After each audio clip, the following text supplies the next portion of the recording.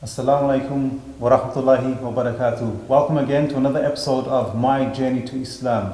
Alhamdulillah, today I have with me Brother Daniel. Brother Daniel, how are you doing? You okay? Alhamdulillah, I'm okay. How are you? All good, mashallah. How's everything? Alhamdulillah, everything's fine. Mashallah. Good to meet you. Alhamdulillah. Daniel, you're from quite a distance. Where are you from, just for the benefit of the viewers? I've actually just travelled here today from the city of Bath, which is in the south next to the city of Bristol. Mashallah. How's it going down there? It's slow, but it's moving. Alhamdulillah, we're trying to get things going, try and improve things for everyone in the community. Mashallah. And I understand you have some activities as well that you brothers are engaged in your actual area. Yeah, we recently started just an Islamic organisation called IDEA. It stands for Islamic Development to Encourage Action. So we're just trying to kick things off and take the initiative and do something for akhirah. MashaAllah, MashaAllah. Malakum barakallah, inshaAllah. Okay, what's your story then, Daniel? What brought you to Islam? Well, I'm 25 years old now. When I came to Islam, I was 18. My whole life was, I spent my whole life in a Catholic school from primary to secondary, even college.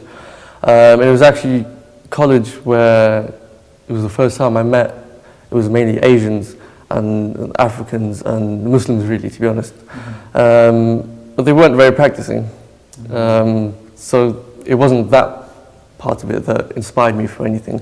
But just because I was friends with them, I just wanted to know more about, why was he called Muhammad or Abdullah, or what does it mean? So I just started reading a few books. And one book led to another book, which led to another book. And I found that I was agreeing with the books that I was reading. And even though I had no intention at all to be Muslim, it wasn't even in the front or back of my mind. But then I thought, well, if I'm starting to agree with the books, then this is what I'm interested in. This is what I'm after. This is what I've been looking for. And so I went to the masjid, spoke to a few people, some good brothers, cleared up a few issues as well. Went away, thought about it for a bit, and in the end, alhamdulillah, I decided to take my shahada, mainly based on the book I read by Bilal Phillips on Kitab al-Tawheed, so the oneness of Allah, which that's always something that confused me in the past, especially in the strict Catholic school. It was always about just believe, whatever they throw at you, even if you got a question, don't ask, just believe it. Yeah. That didn't really quite work with me, so and that kind of had a negative impact on me from their point of view, because that stopped me practicing Christianity and stopped me going to church. And because for me, it was I can't do anything that doesn't make sense to me, basically. Yes, of course, because naturally you want to understand things as a human being. Exactly, you have to, especially if it's your religion, your creed. It's the most important thing in your life. If you don't understand it, what are you doing with your life? Definitely. Now, just to backtrack a little bit, you went to Catholic schools. So were you a Catholic or was you Protestant? I was Catholic. My family was Catholic, but not really practicing. So I followed in their footsteps, if you like. My grandparents are quite strong Catholic. My parents are much less, and I was even less, really. Okay. Just for the benefit of some viewers who may be watching this, who may not know too much about what Catholicism is about, if you just briefly explain, what are some of the main beliefs of Catholicism? From what I can remember, I think the main thing was the Trinity, to be honest, which was the main thing that also confused me, that God is three. If you take one of them separately, that's also 100% God. If you put them all together, they're 100% God. It just never clicked in my mind. And it was actually the same for quite a lot of my colleagues, in school as well. For me, being Christian, being Catholic, was just going to church on Sunday, on Easter, at Christmas, and even that towards the end of my life, end of my non-Muslim life, just faded out. So in the end, I wasn't even doing that. So it didn't really have any meaning to me, to be honest. I see. So what was the appealing factor with Islam, because you mentioned something about you read Bilal Phillips' book. And what was the thing that, made you think, oh, you know what, this is interesting, or, this is for me? Yeah. What was that thing?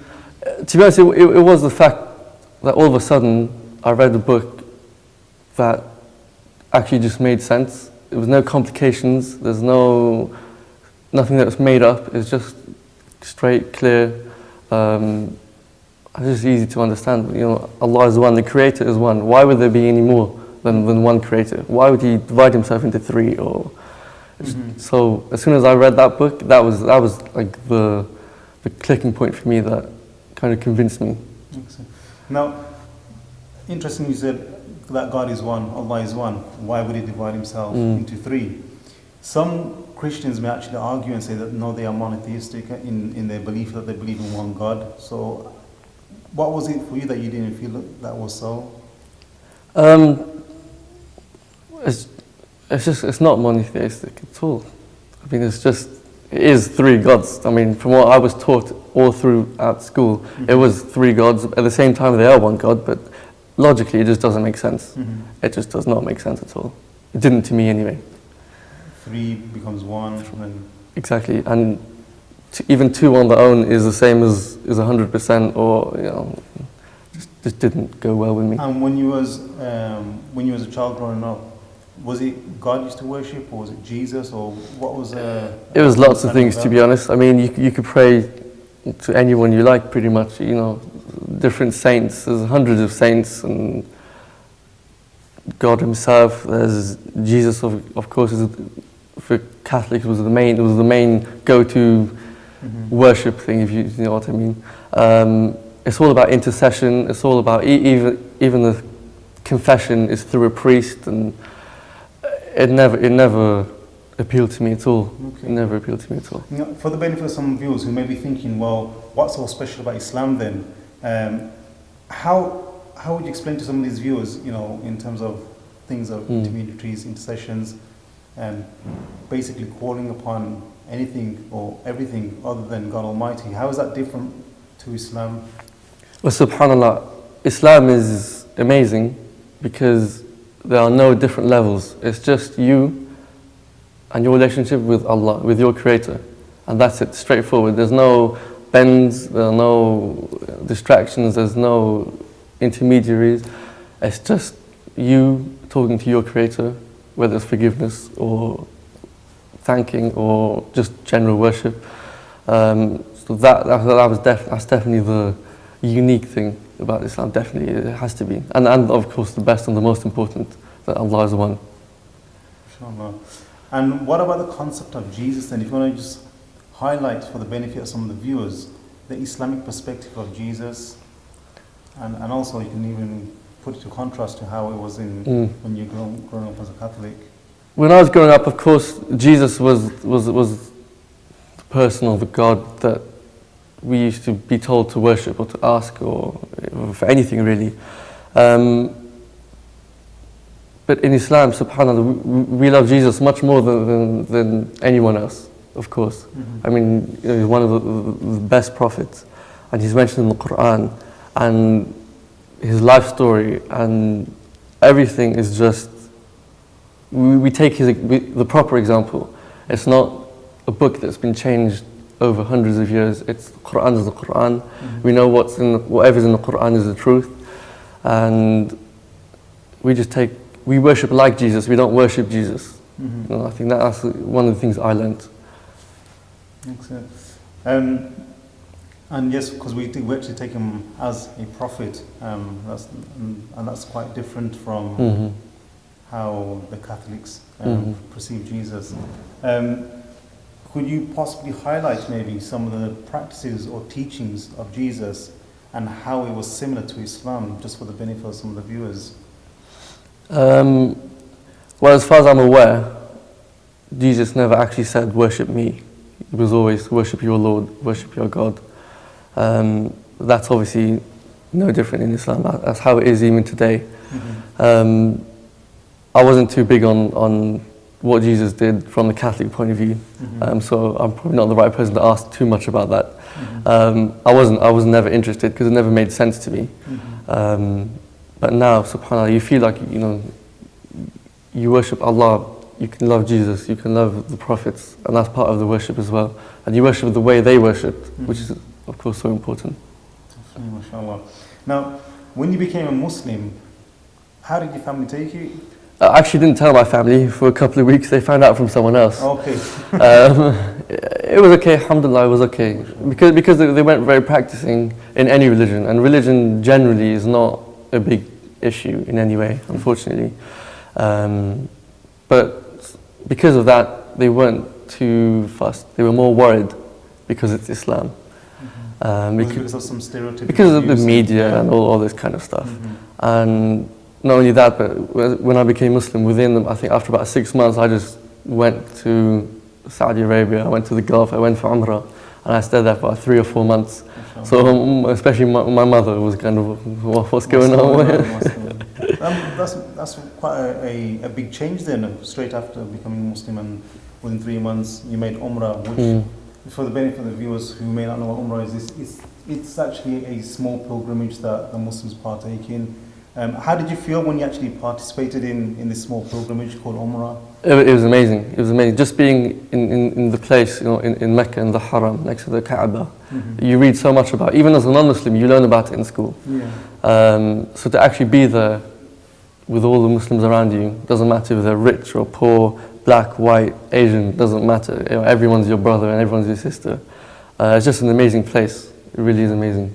And did you see only one type of people there, meaning that one skin color or one nation people, or how was it when you were? It was properly pick and mix. It was everything. Everyone you could ever imagine was there, which was such a great thing. MashaAllah. So you would say Islam's for everyone? Definitely, no doubt, no doubt. MashaAllah. No doubt. Now, before you actually start looking into Islam, did you have any ideas about Islam, or did you have any stereotypical views perhaps even about Islam before you even became The only thing I knew about Islam was the 5 pillars. That's it. Just because I learnt them in school for my GCSEs. And so I didn't really have negative perceptions, but I didn't have anything positive either. I used to laugh sometimes, people with beards. I used to laugh at that. I remember one time I used to walk through the centre of town in Bath. And there was this guy I saw with a beard, and he had a Dawah stall. And I just kind of laughed to myself, and it was a waste of time, what's he doing? And then, subhanAllah, within a year, I was the one running that stall. So, and that guy became one of my best friends. And subhanAllah, the way things change is amazing. SubhanAllah. Of course, that is quite amazing, mashallah. Now, when you actually became Muslim, did you have any support at all? I mean, from that time that I actually went to the masjid the first time, there was a lot of support. Not necessarily from the masjid as an organization, but just the people who were in there, who were there generally. A lot of the students who were there, they gave great support. And even to this day, they're all my best friends, most of them. And I've visited them in all their different countries. So yeah, the support was great. Really good. Now, there might be some viewers actually watching this right now, and they may have taken the step and have become Muslims, and they may be finding it difficult. And what words of advice would you give them in terms of making things easy for them in terms of practicing Islam? What kind of tips or advice would you actually give them? Personally, from my personal experience, my advice was just be strong. I mean, just be. If there's something that you want to do, just do it. Even if it's you need to pray 5 times a day, there's no left or right with that. You can't not do it. So if you're embarrassed, you shouldn't be. But if you're embarrassed, just go for it. Just do your 5 prayers, and you'll get used to that. At work, just say, look to your manager, I got to do 5 prayers.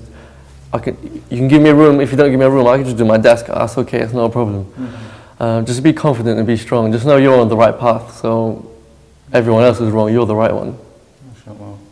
And what about in terms of receiving support? In terms of receiving support, so they may not know where to go to, and they may not know who to turn to. I mean, obviously, depends where you're from, where you live at the moment in the UK. But subhanAllah, these days there are so many organisations that are out there waiting to be contacted to give you the support. I mean, Green Lane Masjid is one of them. SubhanAllah, it's done such good work. Even though we're far, 2 hours away, we tend to come to Green Lane for many different things. And I've always noticed that the new Muslim support is probably one of the best I've seen in the UK.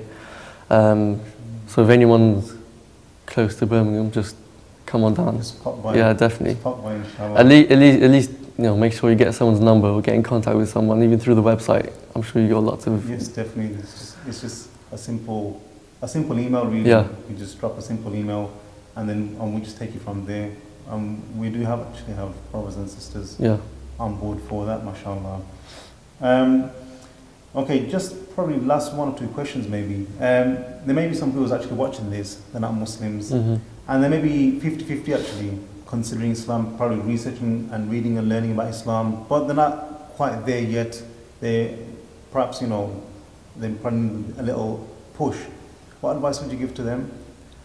I just say, just jump into it, just straight into it. Just if you're like 90, 95, just go for it, and be a Muslim for a week or 2 weeks, and you won't want to leave.